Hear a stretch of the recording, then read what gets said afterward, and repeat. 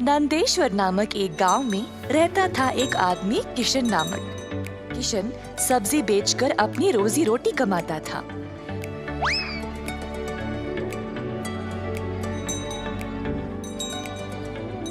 किशन अकेला था तो उसी को खेत जाकर किसानों से सब्जी लाना पड़ता था।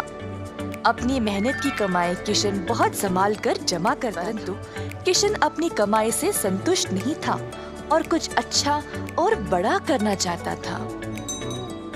एक दिन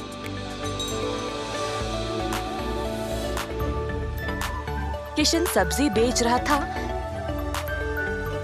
जब एक बूढ़ी महिला अपने सिर पर सब्जी की टोकरी लिए जा रही थी। सब्जी ले लो, सब्जी ले लो। किशन उस बूढ़ी औरत को देखकर हैरान रह गया। ये महिला इतनी उम्र में सब्जी बेच रही है। किशन के सब्जी बेचने से पहले ही बूढ़ी महिला ने घर घर जाकर सब बेच दिया। जब तक किशन पहुंचा, किसी को भी और सब्जी की जरूरत नहीं थी।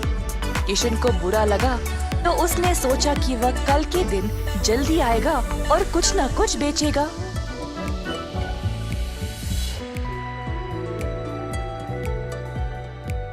परंतु अगले दिन भी वही हुआ। कुछ दिन बीत गए और किशन जानना चाहता था कि यह बूढ़ी महिला इतनी जल्दी सब्जी कैसे बेच रही थी, तो वह उसका पीछा करने लगा। बूढ़ी महिला को पता चल गया और फिर उसने मुड़कर किशन से पूछा, बेटा, तुम मेरा पीछा क्यों कर रहे हो? क्या जानना चाहते हो? आओ पूछो मुझे। मुझे माफ करिएगा, पर मैं हैरान हूँ ये देखकर कि आप सब्जी हर रोज इतना जल्दी जल्दी कैसे बेच रही है। कुछ दिनों से मैं कुछ भी नहीं बेच पाया और मुझे पता नहीं मैं क्या करूँ। मैं तो कई सालों से सब्जी बेच रही हूँ बेटा, और मैं इस काम से कभी नहीं थकती हूँ। तो बेटा, तुम रोज क्या करते हो? मैं किसानों के पास से सब्जी लेता हूँ और फिर गांव में आकर बेचता हूँ।